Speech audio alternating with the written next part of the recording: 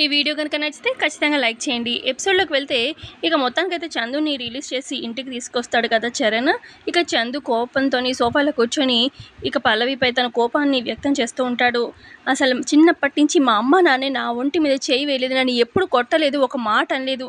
అలాంటిది నేను ఉషని బై మిస్టేక్గా ఏదో అలా కొట్టినందుకు దాన్ని వీడియో తీసి పోలీసులకి ప్రూఫ్గా పంపించేసి నన్ను అరెస్ట్ చేయించి ఈ రకంగా ఎలా కొట్టారా పోలీసులు, నిన్ను మాత్రం అస్సలు వదిలిపెట్టను, అసలు ఇంతకింత నువ్వు పడేలా చేస్తాను, నేను పడిన బాధ అని చెప్పి పల్లవి వైపు అంటూ ఉంటాడు చందు.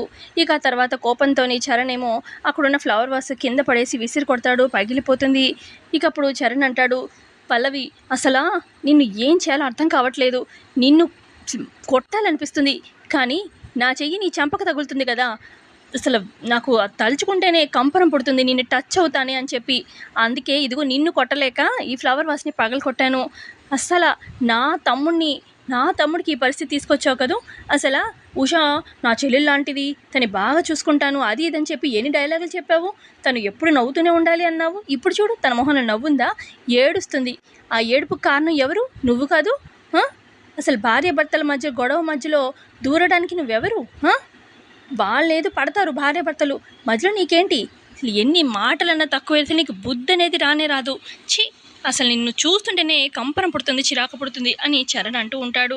ఇక అప్పుడు సుమలత, దీన్ని ఎన్ని తిట్టినా తక్కువేరా, ఇది గొప్ప అనిపించుకోవడానికి పక్కనాల్ని బక్కరా చేసి పడేస్తుంది. అసలు ఇదిగో పల్లవి, నా కొడుకుని ఇంత బాధ పెట్టావు కదా, నువ్వు ఇంతకి 100 రెట్లు బాధపడేలాగా నేను చూస్తాను, చూస్తూ ఉండు అని చెప్పి అంటూ ఉంటుంది సుమలత.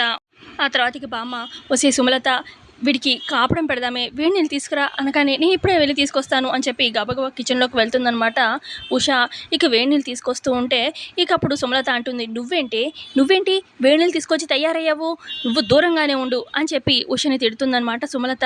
అదేంటి మమ్మీ, ఉషని ఏం చేసిందని ఉషని అంటున్నావు అని చరణ్ అంటాడు. మళ్ళీ ఇదిగో ఈ ఉష ఏదో ఒక తప్పు చేయడం, నా కొడుకు ఈ చందు పాపం అమాయకుడు ఉషని కొట్టాడనుకో, ఏమైనా చేశాడనుకో, ఇదిగో ఈ పల్లవి గారు రెడీ అయిపోయి ఫోటోలు వీడియోలు తీయడం, మళ్ళీ పోలీస్ కంప్లైంటు. ఈసారి నా కొడుకుని ఏం చేయాలనుకుంటుందో, అమ్మ తల్లి ఉష నువ్వు దూరంగానే ఉండు, ఈ పల్లవి ఇంకా మహా తల్లి అస్సలు వద్దు అని చెప్పి అంటూ ఉంటుంది సుమలత. ఇక ఉష ఏడుస్తూ ఉంటే అప్పుడు చరణ్, మమ్మీ ఉష చాలా అమాయకురాలు మమ్మీ, తను ఏం చేసిందని తను ఎందుకు దూరం పెట్టాలనుకుంటున్నావు, తనేం చేయలేదు, అసలు చేసిందంతా కూడా ఇదిగో ఈ పల్లవియే, ఉష కొంచెం జాగ్రత్తగా చూసుకున్న తమ్ముడిని అని చెప్పి ఇక అలా అనగానే ఇక సుమలత లోపలికి వెళ్ళిపోతుంది. అక్షిత, చరణ్ వాళ్ళంతా అక్కడి నుంచి వెళ్ళిపోతారు. ఇక ఉష ఏమో చందుకి కాపడం అది పెడుతూ ఉంటుంది. ఇక పల్లవి అక్కడ ఏడుస్తూ నించునుంటే చంటి ఏమో, వదిన ఒకసారి ఇట్రా అని చెప్పి పక్కకు తీసుకొస్తాడు.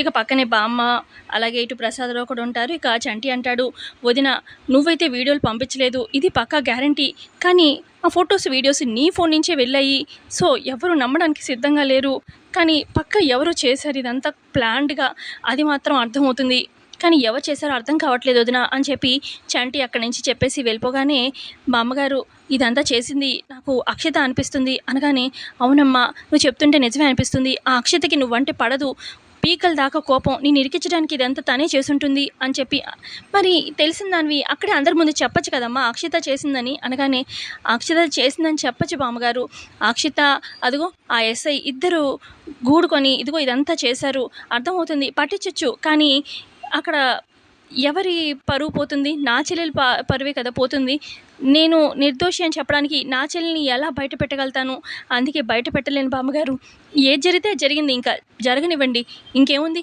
నా మొగుడికి ఫస్ట్ నుంచి నేనంటే కోపమే, ఇప్పుడు ఇంకొంచెం కాస్త కోపం ఎక్కువైంది, నన్ను పట్టుకోవడానికే చిరాకు అంటున్నాడు, సరే ఏం చేస్తాం, ఎలా జరగాలని ఉంటే జరుగుతుంది, కానివ్వండి అని చెప్పి పల్లవి ఏడుస్తూ అక్కడి నుంచి వెళ్ళిపోతుంది.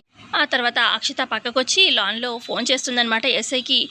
చెప్పండి అక్షిత గారు, మీరు అనుకున్నట్టే బాగానే కొట్టానా చందుని అని చెప్పి ఎస్ఐ అంటూ ఉంటే అప్పుడు అక్షిత, చాలా బాగా కోటింగ్ ఇచ్చారు మా చందుకి, నేను అనుకున్నట్టే చరణ్కి పల్లవికి మధ్యలో చాలా దూరం వచ్చింది, ఎందుకంటే వాళ్ళ తమ్ముడి మీద పడిన ప్రతి దెబ్బకి కారణం పల్లవి అని చెప్పి కోపాన్ని చిరాకుని బాగానే పెంచుకున్నాడు పల్లవి మీద.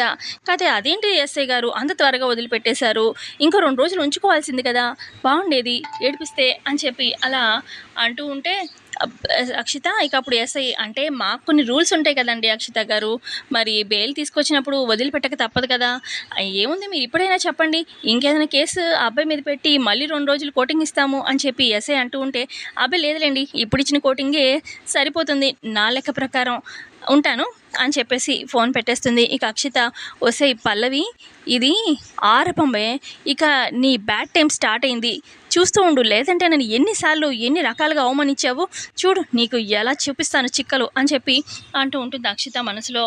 మరోపక్క పల్లవి ఒక్కతే హాల్లో సోఫాలో కూర్చొని బాధపడుతూ ఏడుస్తూ ఉంటుంది. ఇక చరణ్ అంటాడు కదా మాటలు, అవన్నీ తలుచుకుంటూ ఉంటుంది. చందుని పోలీసులు కొట్టడం ఇవన్నీ తలుచుకుంటూ ఉంటుంది. నేను చేయకుండానే నా మీద ఇంత పెద్ద నింద పడింది, నన్ను ఎవరు అర్థం చేసుకోవట్లేదు అని పల్లవి ఏడుస్తూ ఉంటే ఇక అక్కడికి అక్షిత వస్తుంది. ఏంటక్క ఏడుస్తున్నావా అని చెప్పి పల్లవి కళ్ళు తుడిచి, పాపం ఎందుకక్క ఇలా చేశావు, పాపం మరిది కదూ అని చెప్పి అక్షిత అంటూ ఉంటే, ఏంటి ఎవరు చేసేది నేను ఎందుకు చేస్తాను, చేసిందంతా నువ్వే నాకు తెలుసు అని చెప్పి అంటూ ఉంటుంది పల్లవి. భలే కనిపెట్టావక్క, నువ్వు గెస్ట్ చేసింది కరెక్టే, మొత్తం చేసింది నేనే అని చెప్పి అక్షిత అంటుంది. ఒసేయ్ నీకు నా మీద కోపం ఉంటే నా మీద పగ తీర్చుకో, అమాయకురాలైన ఉషాని ఎందుకు బలి చేశావు, కొడుకు లాంటి చందుని ఎందుకు అలా కొట్టించావు అని చెప్పి అంటూ ఉంటుంది పల్లవి. అప్పుడు అక్షిత అంటుంది, అంటే అక్క నీకు నాకు జరిగిన మధ్యలో యుద్ధంలో కొంతమంది యాక్చువల్గా అమాయకులు కూడా బలవుతారు యుద్ధంలో, అలాంటి అమాయకుడే మన చందు, నాకు కూడా బాధగానే ఉంది, పాపం దెబ్బలు తిన్నాడు కదా, కానీ తప్పదు మరి, తన మీద పడిన ప్రతి ఒక్క దెబ్బ అలా పడుతూ ఉంటేనే కదా చరణ్కి నీ మీద కోపం పెరుగుతుంది, మీ ఇద్దరి మధ్యలో దూరం వచ్చి ఇంట్లో నుంచి నేను పంపించేస్తాడు, గెంటేస్తాడు, ఆ రోజు వచ్చేదాకా నేను ఇలాగే చేస్తూ ఉంటాను, ఇప్పుడేం చూసావు ఇది జస్ట్ శాంపుల్ మాత్రమే, చూస్తూ ఉండు ఎలా చేస్తాను నిన్ను అని చెప్పి అంటూ ఉంటుంది అక్షిత. ఇక అదే టైంకి ఇటు సుమలత వస్తుంది.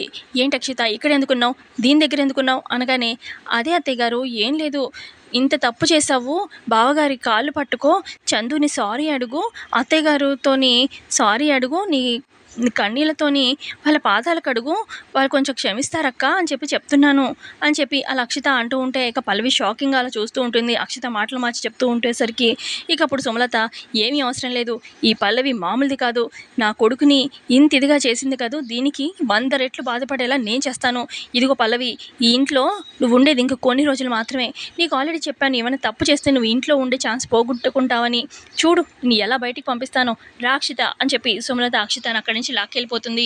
మరోపక్క గుండమ్మ ఇంట్లో చూపిస్తారు. ఇక నేను వెళ్ళొస్తానండి అని చెప్పి శ్వేత అంటూ ఉంటే, ఉండమ్మ గుండమ్మ నీకోసం స్వీట్ చేయడానికి వెళ్ళింది కదా అని చెప్పి అంటూ ఉంటారు శ్రీనివాసరావు.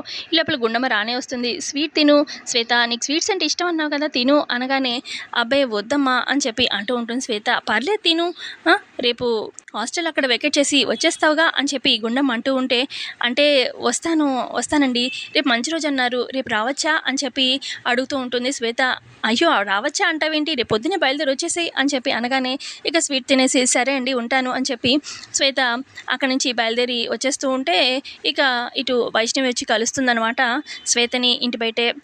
శ్వేత నేను అనుకునే దానికన్నా చాలా బాగా యాక్షన్ చేస్తున్నావు, ఇంట్లో వాళ్ళందరినీ బుట్టలో వేశావు, ఇంట్లోకి కూడా రాబోతున్నావు, ఇదిగో ఈ ఇల్లు నీదే అని చెప్పి అంటున్నారు అనగానే, అవునండి ఇదిగో ఈ ఇల్లంతా నాదే అంటున్నారు, మీరు చెప్పినట్టుగా త్వరలో ఈ ఆస్తి మొత్తం నా పేరు మీద రాయించుకుంటాను అని చెప్పి అలా శ్వేత అంటూ ఉంటే, అవునవును అదే కదా, నేను అందుకే కదా దానికోసమే కదా నేను ఇంట్లోకి రప్పించింది, ఈ ఇంట్లోకి వచ్చాక ఆస్తంతా నీ పేరు రాయించుకున్నాక ఆస్తంతా నువ్వు నా పేరు మీద ట్రాన్స్ఫర్ చెయ్యి, ఓకేనా, అప్పుడు నేను నీకు ఇస్తానన్న వాటా ఇచ్చేస్తాను అని చెప్పి అక్కడి నుంచి వైష్ణవి వెళ్ళిపోతుంది. ఇక అప్పుడు అక్కడ ఉన్న శ్వేత మనసులో అనుకుంటుంది, పిచ్చి మొహమా, ఆస్తంతా నా పేరు మీద రాసాక మళ్ళీ నేను నీ పేరు మీద రాయడం ఏంటి, మళ్ళీ నువ్వు నాకేదో భిక్షంగా అదే ఇంత వేసేదేంటి, ఆస్తంతా నా పేరు మీద వచ్చాక అప్పుడు నీకు చుక్కలు చూపిస్తానే వైష్ణవి అని చెప్పి మనసులో అలా నవ్వుకుంటూ ఉంటుంది అక్కడున్న శ్వేత.